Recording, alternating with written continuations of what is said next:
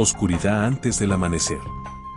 La humedad se filtra desde los campos hacia las colinas de Iga. Las casas están cerradas, sin luz. Nadie camina. Pero en la ladera occidental hay movimiento. No se oye. No se ve. Solo cambia la posición de una rama. Alguien ya está dentro del perímetro. Siglo XVI, Japón fragmentado. Los clanes compiten por territorios, alianzas, supervivencia. Los samuráis obedecen códigos públicos. Los daimi consolidan poder por herencia y fuerza. Pero entre esos sistemas, en la sombra, actúan otros. No tienen escudos ni emblemas. No llevan títulos. Se entrenan desde la infancia para observar, infiltrar, desaparecer. Les llaman shinobi. Fuera de Iga y Ka, pocos saben cómo son realmente. Los niños son seleccionados antes de los 10 años. No por linaje, sino por aptitud. Silencio, obediencia, resistencia al hambre. Los entrenamientos inician con tareas menores, memorizar rutas, seguir sin ser visto, cruzar campos sin romper una hoja. Luego vienen los ejercicios reales, entrar en casas, tomar un objeto, salir sin dejar rastro. Si son descubiertos, son castigados por su maestro. No hay justificación. Aprender a fracasar sin explicarse es parte del método. El cuerpo se entrena para el desgaste. Marchas largas sin alimento. Escalada con cuchillas en los pies. Lectura nocturna con luz mínima. Aprenden hierbas venenosas, técnicas de asfixia, imitación de acentos. Algunos también memorizan textos budistas para pasar como monjes. No deben destacar. Ni por fuerza ni por belleza. Un buen shinobi desaparece en la masa. La función es una: recolectar información, alterar estructuras desde dentro, neutralizar amenazas sin guerra abierta. Se infiltran como sirvientes, jardineros, actores ambulantes. A veces permanecen meses en la misma aldea. Observan. Reportan. No actúan sin orden directa. Cuando ejecutan, no lo celebran. Y no se quedan a mirar el resultado. El clan Hattori perfeccionó esta disciplina en el siglo XVI. Bajo el mando de Hattori Hanzo, establecieron redes de espionaje al servicio del clan Tokugawa.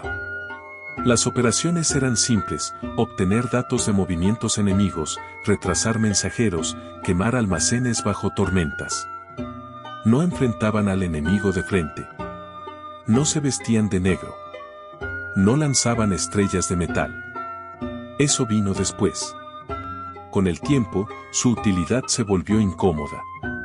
Tras la unificación del país, los Tokugawa buscaron estabilizar el poder. Los shinobi eran recordatorios de una guerra que debía olvidarse. Muchos fueron ejecutados, otros absorbidos como mensajeros oficiales, funcionarios menores o monjes sin templo. La técnica fue apartada. El silencio volvió a imponerse. Pero el mito no se extinguió. Al contrario. En el siglo XVIII, los teatros bunraku comenzaron a representar figuras encapuchadas capaces de atravesar muros, envenenar señores, desaparecer entre humo. Los cuentos de campesinos se mezclaron con documentos fragmentarios. Los grabados multiplicaron sus gestos. El shinobi real se disolvió. Quedó el ninja. Hoy, no hay forma de separar del todo el hecho del símbolo. Lo cierto es que durante siglos, hombres sin nombre ni gloria cumplieron tareas fundamentales para sostener o destruir dominios. Y lo hicieron sin dejar historia propia. Quizás ese fue su mayor éxito. No la muerte que causaron, sino lo poco que dejaron atrás. Los registros oficiales no los nombran. En los informes de guerra, en los edictos del Bakufu, en las crónicas de Castillo, no aparece la palabra ninja. Solo términos vagos: mensajeros, guardias de paso, operarios desconocidos. Y sin embargo, en las noches previas a asedios importantes, las puertas de almacenes enemigos se abrían sin señal de forzamiento. Los pozos se envenenaban. Los mapas desaparecían. A veces los comandantes eran encontrados muertos sin herida visible. No había testigos. En Iga y Ka, los clanes que mantenían la disciplina shinobi vivían en aldeas semi-autónomas. No respondían a daimi fijo. Se alquilaban. Cada misión tenía precio. Se discutía el alcance, el riesgo, el tiempo de ejecución. No era deslealtad. Era una economía paralela. Algunos daimi condenaban su uso en público, pero pagaban por sus servicios en privado. No se les pedía lealtad, se les exigía resultado. El reclutamiento era discreto. No se admitían samuráis caídos. No se aceptaban figuras notorias. Solo hijos de campesinos sin tierras, aprendices sin maestro, niños sin hermanos. El anonimato no era un estado, era un criterio de entrada. El entrenamiento borraba el origen. Si alguno sobrevivía más de 10 misiones, era retirado del circuito operativo y se convertía en instructor o emisario. Los códigos no eran escritos. Las técnicas se transmitían por demostración. Las trampas, los nudos, los polvos para inducir el sueño, los gestos manuales de comunicación. El error no era corregido. Era reemplazado. Si fallabas, otro te sustituía sin mención. El silencio operaba en ambas direcciones, hacia adentro y hacia afuera. Los shinobi nunca cargaban todo el equipo que se les atribuye ahora. Las estrellas metálicas eran poco comunes. El traje negro era solo para funciones teatrales o nocturnas en interiores. En el campo, usaban ropa de campesino. Sus armas principales eran el cuchillo corto, una cuerda con garfio y el conocimiento exacto del terreno. Cuando los Tokugawa consolidaron el poder, los registros comenzaron a desaparecer. No fue destrucción total, sino dispersión. Manuales divididos, nombres alterados, funciones ocultas bajo términos administrativos. Algunos textos sobrevivieron en templos apartados o como anexos en tratados médicos. Aún hoy se debaten su autenticidad. Durante la restauración Meiji, las referencias a shinobi eran tratadas como folclore rural. Los nuevos sistemas nacionales de policía y ejército negaron su existencia funcional. Pero al reconstruir las rutas comerciales, se encontraron restos de pasadizos, compartimentos ocultos, mensajes cifrados en almacenes que no figuraban en ningún inventario civil. Nadie admitió haberlos usado. Nadie pudo explicar su precisión. Y aunque los años pasaron, hubo zonas, particularmente en montes poco transitados de Mie y Shiga, donde el paso nocturno seguía prohibido. No por ley. Por costumbre. Nadie quería repetir un error que no constaba en ninguna parte. Las técnicas más efectivas no requerían contacto directo. Un shinobi bien entrenado podía alterar el curso de una campaña sin matar a nadie. Bastaba con desviar un mensaje, cambiar una indicación en un mapa, provocar una disputa entre aliados. Los clanes que entendieron esto fueron los que más los utilizaron. No buscaban asesinos, sino manipuladores de entorno. La muerte era una herramienta secundaria. El objetivo era el desequilibrio. En varias ocasiones, durante los conflictos entre clanes del oeste, los shinobi provocaron abandonos de fortalezas antes de que los ejércitos enemigos se acercaran.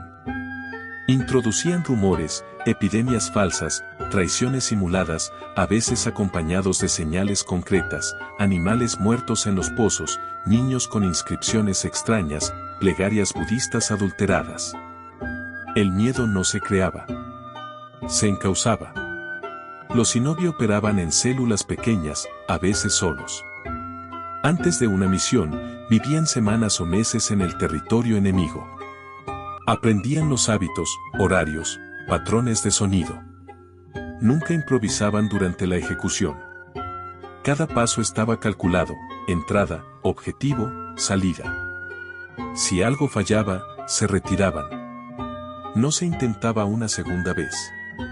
Las repeticiones eran riesgosas. En una ocasión documentada por registros privados de un templo en Nara, un shinobi se hizo pasar por ayudante de cocina durante casi un año. Su función era simple: ver, anotar, callar. Durante ese tiempo observó 3 reuniones secretas entre líderes regionales. El informe que entregó contribuyó a que un ataque nocturno del clan Oda fuera cancelado por falta de certeza estratégica. El evento nunca llegó a los libros de historia. El nombre del shinobi, tampoco. Con el tiempo, los shinobi dejaron de formar parte de los planes militares centrales. Pero no desaparecieron. Algunos fueron absorbidos por estructuras internas de castillos, como asesores de seguridad. Otros se replegaron en funciones civiles, recaudadores de impuestos, comerciantes ambulantes, emisarios religiosos. Muchos conservaron sus habilidades. En casos puntuales, se reactivaban ante amenazas específicas, sin dejar huella. Las técnicas también cambiaron. Con la llegada de armas de fuego, el sigilo se volvió más importante. Se redujo la necesidad de enfrentamientos. Se perfeccionó el disfraz. Se sistematizaron los métodos de seguimiento y ocultación. Algunos shinobi comenzaron a registrar sus conocimientos en manuscritos cifrados. Estos documentos, más tarde, serían copiados y alterados, mezclando instrucción real con contenido falso para proteger el núcleo del conocimiento. Lo que persistía era la regla central: nunca ser reconocido. Un shinobi descubierto dejaba de ser útil. Por eso, cuando surgió la figura del ninja popular, encapuchado, espectacular, invulnerable, los últimos practicantes activos ya se habían disuelto por completo en el anonimato. El mito funcionó como escudo. Nadie busca lo que cree irreal. Y así, en los registros escolares, en las películas, en las máscaras vendidas a turistas, la imagen del ninja reemplazó al shinobi. Fue su desaparición más exitosa. Hubo un caso particular que circuló entre monjes de montaña y antiguos funcionarios del clan Tokugawa, pero que nunca fue admitido públicamente.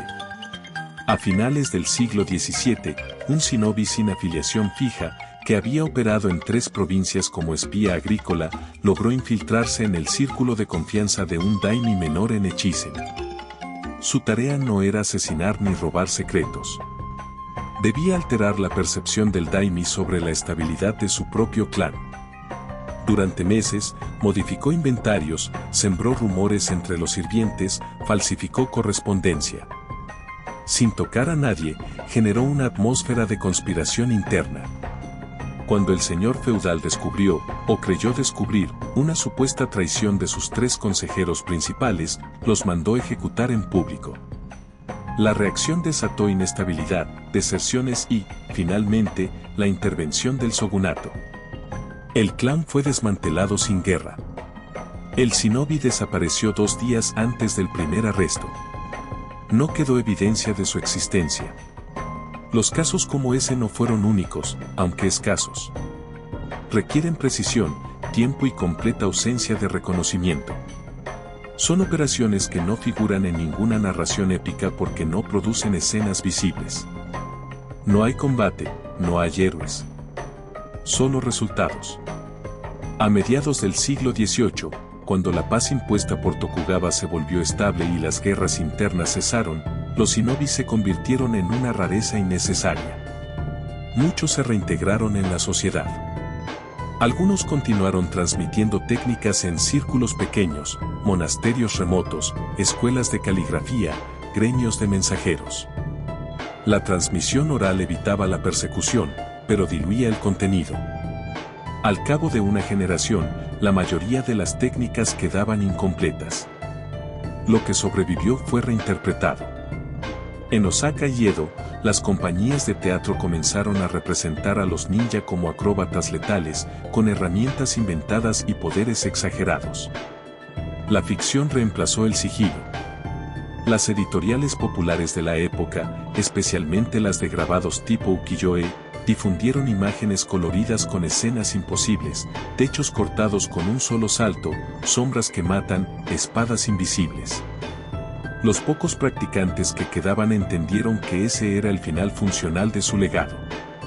Pero algunos de esos grabados contenían detalles que no encajaban con la exageración. Nudos específicos en los cinturones. formas de sostener pergaminos, posiciones de manos que no tenían función teatral. Quienes sabían, reconocían los códigos ocultos. Eran mensajes entre líneas. Pruebas internas de que algunos aún operaban. O al menos, de que alguien conservaba los métodos. La historia dejó de preguntarse si los shinobi existieron. La duda pasó a ser otra, hasta cuando existieron. Y si es posible que alguno aún actúe, sin nombre, sin rostro, sin archivo. Nadie puede probar que no. El incidente más documentado ocurrió en 1703, en las afueras de Edo, pero no aparece vinculado oficialmente a ningún shinobi. Un incendio destruyó parte del almacén de registros del shogunato. Se culpó a un accidente eléctrico, aunque no existía tal tecnología. Durante la investigación, faltaban documentos claves relacionados con rutas de vigilancia y pagos a mensajeros de provincias disueltas. Los encargados del archivo desaparecieron. El edificio fue reconstruido con vigilancia armada permanente. No se emitió ninguna orden de búsqueda. Algunos antiguos miembros de redes shinobi que sobrevivieron a la era Tokugawa vivieron el resto de sus días como médicos rurales o cuidadores de templos. Muchos no transmitieron su historia. En los pueblos de Iga, ciertos nombres eran evitados. No por respeto, sino por precaución. Las familias sabían que hablar podía ser interpretado como activación. Una regla tácita: si no sabes que sabes, no pueden usarte. Durante la restauración Meiji 1868, el nuevo gobierno destruyó cientos de documentos de la era feudal. La intención era modernizar, unificar, eliminar estructuras invisibles. En el proceso, varias construcciones fueron derrumbadas sin revisión. Pero en algunos cimientos se encontraron compartimientos ocultos con papel críptico, dibujos sin texto, herramientas metálicas sin función clara. La mayoría se perdió en depósitos mal catalogados o fue vendida como chatarra. El gobierno no investigó. Los documentos no fueron traducidos. En 1937, durante el conflicto con China, surgieron rumores de que un pequeño grupo de infiltradores japoneses operaba en Manchuria con métodos anteriores al siglo XX. No estaban registrados como soldados. No pertenecían a ningún escuadrón oficial. Sus informes eran transmitidos por emisarios que fingían ser civiles. Uno de esos documentos mencionaba una técnica de seguimiento sin contacto que coincidía con un pasaje del Bansensukai, el manual más extenso del shinobi antiguo. El contenido fue archivado en Tokio. Nunca se publicó. Los sobrevivientes del linaje shinobi no se organizaron como secta. No formaron escuela ni clan moderno. Se diluyeron en la población. Pero su presencia reaparecía en momentos específicos: crisis territoriales, conflictos internos, fugas inexplicables de información. Siempre sin firma, sin pista. La ausencia como identidad. En años recientes, algunos investigadores independientes han intentado reconstruir rutas, técnicas, nombres. La mayoría concluye lo mismo: más allá del mito, hubo un sistema real, funcional, que operó durante siglos sin reconocimiento formal. La cultura lo absorbió en forma de ficción. Pero cada vez que aparece un patrón irregular en registros antiguos, un cambio de ruta inexplicado, una caída de clan sin batalla, una muerte sin veneno rastreable, alguien vuelve a mirar hacia Iga. Lo más difícil de rastrear no es la acción. Es la intención detrás del silencio. Una técnica puede ser replicada. Pero elegir no dejar huella sigue siendo el rasgo más distintivo de quienes, quizás, todavía están ahí. En 1942, un informe clasificado del ejército imperial japonés describió una operación encubierta en la región de Guangxi. No aparece firmada por ninguna unidad oficial. Los resultados: sin combate, sabotaje de una vía férrea, desaparición de un oficial chino de inteligencia y la interceptación de un cargamento médico sin pérdida de personal. Lo que llamó la atención fue el lenguaje del informe. Usaba términos arcaicos, como Oshino Michi, camino de las estrellas, para ruta de infiltración, Okage no Mon, puerta de sombra, para puntos de entrada. Vocabulario directamente extraído de tratados shinobi anteriores al siglo XIX. No se supo quién redactó el documento. Tampoco fue usado en propaganda. Permaneció archivado, sin mención posterior. Tras la guerra, los intentos del gobierno japonés por reconstruir la identidad nacional pasaron por filtrar y rediseñar su pasado. La figura del ninja fue absorbida como entretenimiento, novelas pulp, manga, películas de bajo presupuesto. Se consolidó la imagen fantástica, trepar paredes verticales, desaparecer en humo, hablar con animales. El contraste fue tan extremo que cualquier discusión sobre los shinobi reales fue relegada a lo folclórico. La negación funcionó como forma de entierro. Pero en ciertos círculos de seguridad privada, especialmente en los años 70 y 80, durante el auge de la industria tecnológica japonesa, surgieron entrenamientos que usaban técnicas de vigilancia y evasión imposibles de rastrear a fuentes policiales. En entrevistas no oficiales, algunos ex empleados describían caminatas silenciosas, formas de abrir cerraduras con presión negativa y ejercicios de concentración que no se enseñaban en academias militares. Ninguna empresa lo admitió. En 1993, durante la restauración de una antigua bodega en las afueras de Ueno, se encontró una caja de madera lacada con compartimientos internos. Dentro, instrumentos oxidados, un pequeño libro sin título y una hoja de papel con solo 3 palabras, todavía miramos. No se realizó una investigación formal. El hallazgo fue donado al museo local, donde permanece en una vitrina sin mención de origen. Hoy, la palabra ninja está rota. Funciona como máscara, no como descriptor. Su saturación cultural protege la historia real mejor que cualquier secreto de Estado. Porque incluso si alguien demuestra que un acto reciente, una desaparición, una fuga, un corte de información quirúrgico, tuvo características de operación shinobi, nadie lo tomaría en serio. Lo clasificarían como homenaje, coincidencia o fantasía. La cobertura es perfecta. Y sin embargo, hay hechos. Hay cortes limpios. Hay patrones sin autor. No necesitan propaganda. Solo necesitan tiempo. Y tiempo es lo único que siempre han tenido. El 11 de marzo de 2011, a las 14:46, un terremoto de magnitud 9.1 sacudió la costa noreste de Japón. El tsunami posterior desbordó los sistemas de emergencia, arrasó con poblaciones enteras y provocó el colapso en la planta nuclear de Fukushima. Lo que no apareció en los informes oficiales fue el fallo sincronizado de ciertas rutas de información gubernamental que, por protocolo, debían haber funcionado incluso bajo corte total de energía. 3 líneas de comunicación clave entre las bases de datos del Ministerio del Interior, la Agencia Meteorológica y el Centro de Comando de Sendai, se desconectaron durante exactamente 43 minutos. Cuando regresaron, los registros estaban intactos, pero con una brecha de entradas. No se borró nada. Solo faltaban datos. No hubo investigación pública. Un año después, un profesor de la Universidad de Kioto presentó una tesis incompleta sobre técnicas de análisis de archivos perdidos en condiciones catastróficas. La tesis fue retirada antes de ser evaluada. El profesor renunció. El documento no se archivó. En entrevistas posteriores, el académico alegó que había patrones que no se explicaban con error humano. No volvió a publicar. Durante la siguiente década, los sistemas de monitoreo interno del gobierno japonés detectaron múltiples instancias de microinterferencias en sus redes privadas. Nunca se identificó a los responsables.